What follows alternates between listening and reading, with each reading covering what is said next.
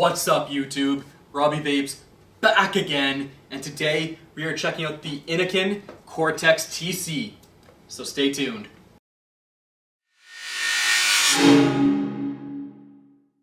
That's right YouTube, today we are checking out the Innokin Cortex TC. If you are not familiar with this device, it is a 80 watt temperature control with both nickel and titanium device. This device is absolutely fantastic. It does come with a tank as well, the Isub S, which we'll be reviewing in this video. And to further the value in this video, I'm actually going to be doing a review on the Isub A, which is the top airflow tank. Yes, you heard me right, top airflow tank that Innokin released recently. We're going to be talking about all that, the coils in here, the device itself, and of course my overall thoughts. But before we get to all that, what do you say we get down and dirty with the Cortex and check it out?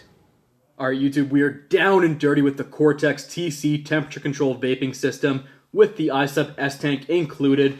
Let's take a quick look at the packaging here. Just make a quick turnaround.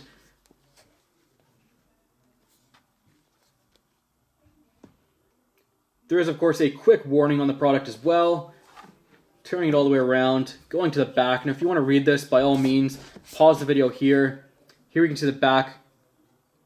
Temperature ranges 150 to 315 degrees Celsius in 5 degrees Celsius increments. And in Fahrenheit, we have 300 to 600 degrees Fahrenheit in 5 degree Fahrenheit increments.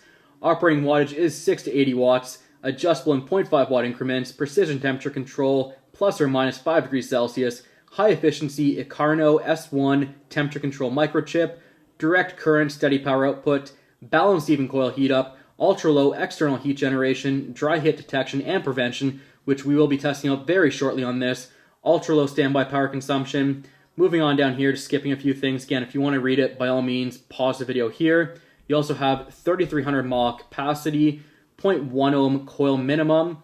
So that's the lowest that coil can fire down to. The 5 volt, 2 amp fast charging is supported, and it is lightning quick, guys. So contents down here, if you want to pause it, by all means. Let's just get into the box though and get to the goodies inside. Cortex, again, we're agreed with that same kind of packaging we already saw. Take the lid off here very quickly. Here is the device itself. It's a little bit scratched up because I've been using it so much, but here it is here, the Cortex. Next up we have the Isub S tank that is included. As you can see, I have some liquid in here.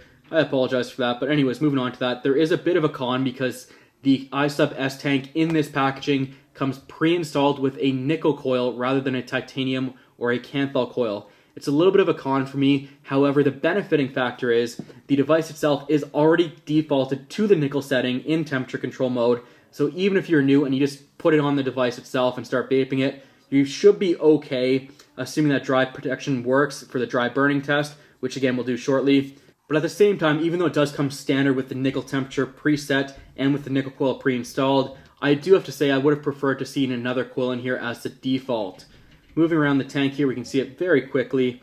The Innokin logo is down below. The bottom airflow on this tank, however, sold separately, and I do have one of these as well. This is the top airflow tank by Isub, the Isub A. We'll be talking about these two tanks a little bit more in detail shortly. Let's get to the rest of the packaging first and foremost, though, and see what else you get included. Alright, so below this top foam insert, we can see the bottom contents of this device. What you do get is you do get 2 spare coils in here. One of them is the 0.5 ohm, and this is the Kanthal coil. Again, I really wish this one was installed first as a default rather than the nickel coil. But even still, moving on to there, you also have the 30 to 70 watt, and this is the BVC 0.5 ohm Clapton coil, which is also included, which is a really nice addition too. And even that one pre-installed would have been pretty nice to do. This is recommended between 30 and 70 watts for this Clapton coil. Moving on to the rest of the contents, you also get a Delrin drip tip here as well. Mine is still unopened. You get a ton of spare parts and O-rings here, and the spare seal as well.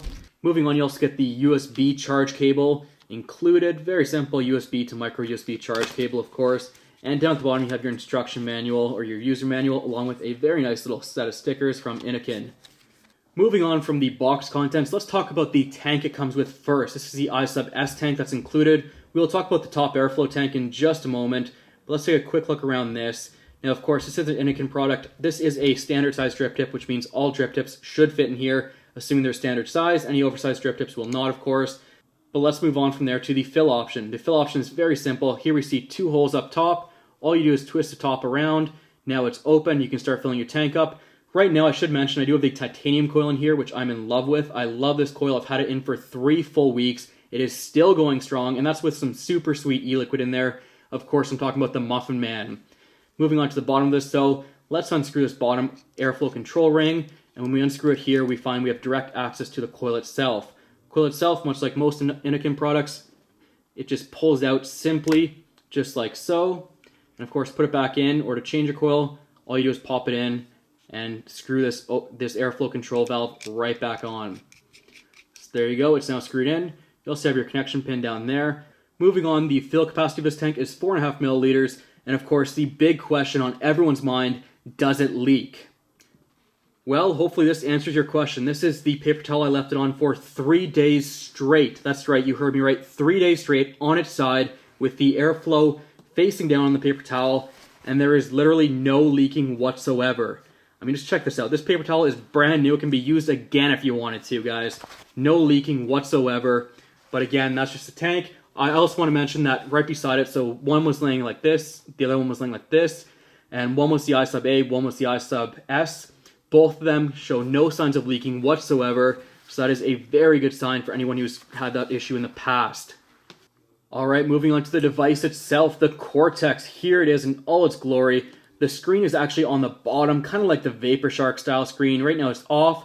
To turn it on, just click this power button 3 times. 1, 2, 3. It's now on. It starts up. Innokin. I have it, like I said, on titanium mode, set to 480 degrees Fahrenheit. The battery level's decent, not too bad. I do need to charge it pretty quickly here. I've been using it for a couple days as my secondary device. But again, just go through a menu setting real quick. 3 clicks on, 3 clicks off, as I already mentioned. To change from titanium mode, let's say, to nickel or wattage mode, hold these 2 buttons down. And there we go. We can now select the coil. In order to select the coil, just scroll with the left or right or up and down buttons, depending on your view. Scrolling to the one you want to choose. Let's go back to titanium. To select it, all we do is hit this power button, and it now selects in titanium mode. Alright, holding the up and power button here, so we can see here the up button and the power button together for about a second. What you get is it switches from wattage mode to temperature mode, and it goes right back to your default that you last selected. You can also do that as well. Just say check out measure. If you hit the power button first, I suggest hitting the up button first, then hitting the power. And again, you can go right back into wattage mode. Let's do that again.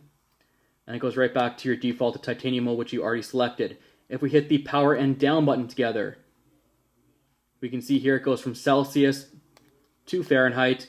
And to get back to that, all we have to do is hit the down button and power button again to get back to Fahrenheit. And we're back in Fahrenheit. Now to adjust the temperature on this, you can just hold the up or down button for about a second just by itself. My hand was not on the power button, and you can start scrolling from there. To select it, just hit the power button to select, and it's now selected at 475 degrees Fahrenheit. Also, same thing, if you want to go down, hold the down button, and then scroll down. Now you can scroll up or down once you hold either button. You don't have to hold the direction you're going, but again, just something to know, you will have to hold down for about a second, maybe half a second, to select your desired temperature. Alright, now the moment we've all been waiting for. Will this thing hit a dry coil? This is actually a bone dry coil. I just put it in, washed out the tank a little bit to get any excess residue to make sure it didn't drip into the coil. Here we go, guys. This is a test on whether or not, this is a nickel coil by the way as well, just to raise the stakes a little bit, but here we go. We are in nickel mode. I've already set it up, 400 degrees Fahrenheit. Now one thing I should mention is you cannot lock in your resistance on here. That is one thing that might be a downside, but we'll find out if it is or isn't when it actually fires. So we're starting it off low at 400 degrees Fahrenheit, then we'll move up to 450, and then we'll go up to 500, and then we'll max it out just to see what happens. Now let's see, here we go guys, let's see if it vapes. And there we go, if we look at the bottom here, just to confirm, no liquid is the sign down here, so it is not letting me do anything right now. Again, starts reading it, and the base is not heating up, it doesn't feel like it, I don't see any smoke coming out, so that is a very good sign. Let's crank it up to 450 and see how it performs.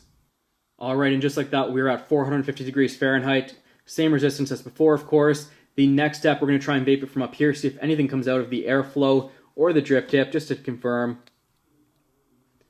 And so far, nothing is coming out. Look, doesn't look like it's smoking or anything like that. That is a good sign. And of course, on the bottom, it says no liquid. So we'll do that again. No liquid. Hopefully, it's not too blurry on your screen there. No liquid is the sign on there. Let's crank it up to 500 and see if it still passes. Alright, and just like that, we're at 500 degrees Fahrenheit. We are going to hit it again from up top view to see if any smoke comes out. Let's do that first. Doesn't look like it's smoking at all. Nothing's coming out of the airflow or the drip tip. Let's go back down to the bottom and see what happens. I think we just saw already, but it should say no liquid. Bam, no liquid. Perfect. Let's crank it up to 600, max this bad boy out, and see if it still is able to detect the no liquid in the coil. And just like that, we are now at 600 degrees Fahrenheit. The resistance seems to have gone up a little bit. It's at 0.15 right now.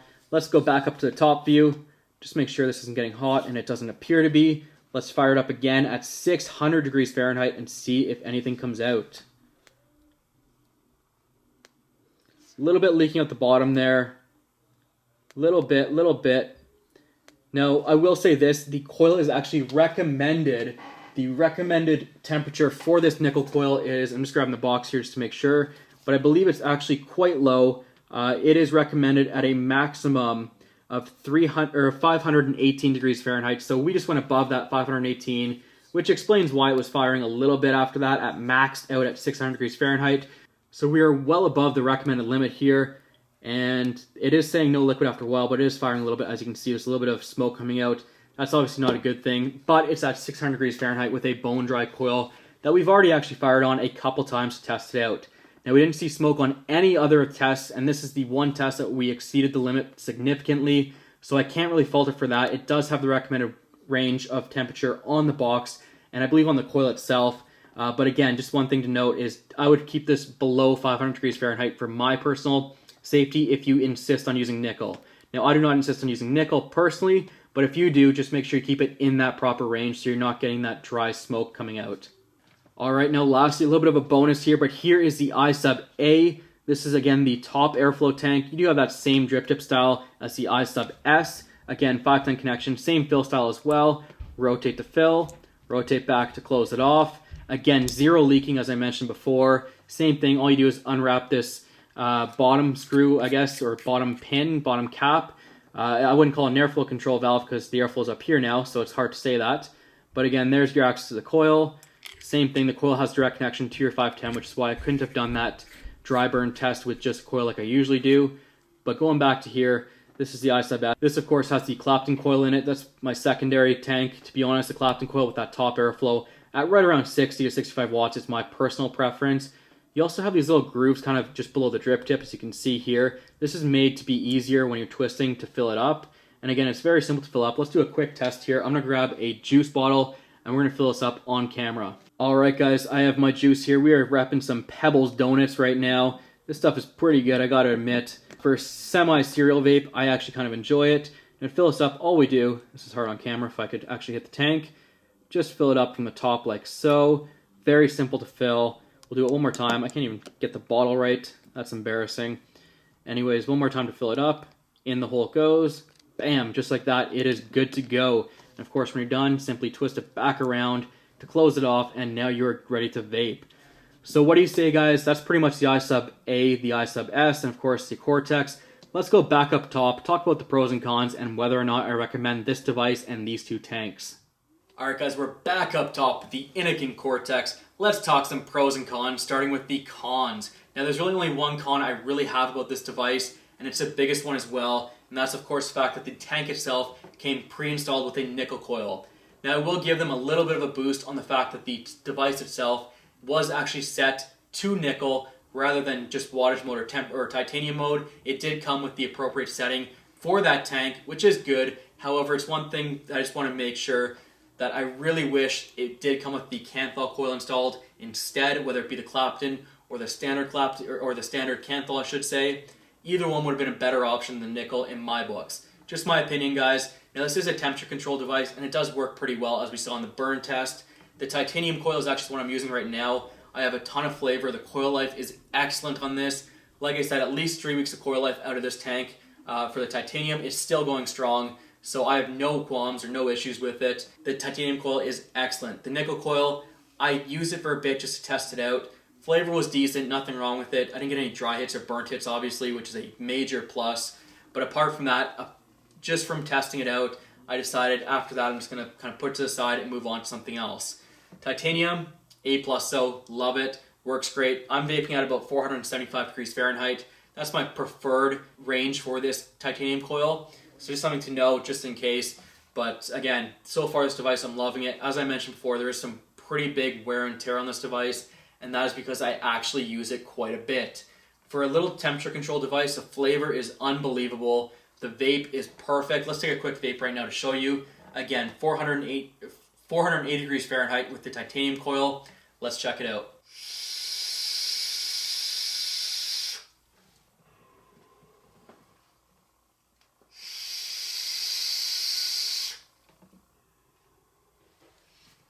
Great vapor production, even better flavor. Again, just excellent all around. And I guess we'll move on to the pros, a little bit more pros to talk about. The tank itself is great, comes with a tank, which is nice as well. It does come with plenty of options for the tank. You do have the clapped-in option or the 0.5 ohm regular Canthal option as well. And moving on from there, I guess, I mean, the device itself, pros, it's super easy to navigate the menu. The device itself is clean looking, it's very simple.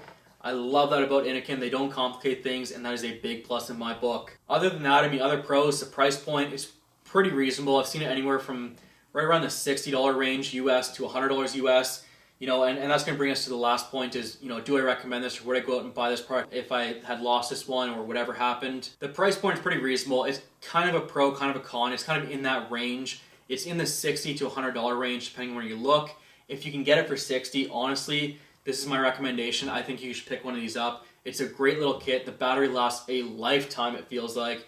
I get easily 2 days out of this thing as my secondary device, usually 3 or 4 to be honest. Again, the battery life itself is nothing to complain about, so that's a huge plus. And again, in that $60 range, for me, it's a pickup. In the $100 range, it might be a little bit over my budget. But again, if you're looking for a temp control device that does titanium and nickel and wattage and comes with a tank and you're looking for that all-in-one kit, I think at $100, if you're in that range and you're in the market for one of these or something like this might be the way to go just to get that all-in-one experience. Moving on, let's not forget the Isub A. This is the top airflow tank, of course, and I have the clapped-in coil pre-installed in this. We'll do a quick vape test on this to show you what it looks like.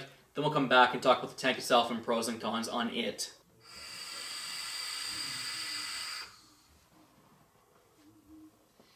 There you go, guys. That was the top airflow Isub A tank. Let's talk about some pros and cons on this. This is sold separately, by the way. I just want to mention that. But a few pros and cons. Starting with really the only con I can think of on this device, and that's the fact that I love the top airflow. It's giving me a great flavorful vape. Pretty good vape production as well for only 60 watts. But the big thing is, it is a much tighter draw. I find that the tighter draw is coming from that top airflow, and to be honest, I have no idea where this airflow even leads. As we saw before, I did a leak test on this tank as well, and not a drop leaked out of either one of these tanks, which is a massive pro for both of them. But again, just one thing to know is that it is a tighter airflow than what I'm used to personally, and it's even tighter than the Isub S tank. The clapped-in coil that you do get with this is wonderful. It's honestly one of my favorite coils right now. The flavor, the vapor is good. Again, I just wish it was a little bit looser of a draw, but apart from that, it's still vapeable and it's still something I use, again, in my rotation daily. But anyways, guys, that's going to end it here. Thank you all for watching, and of course, as always, happy vaping, YouTube.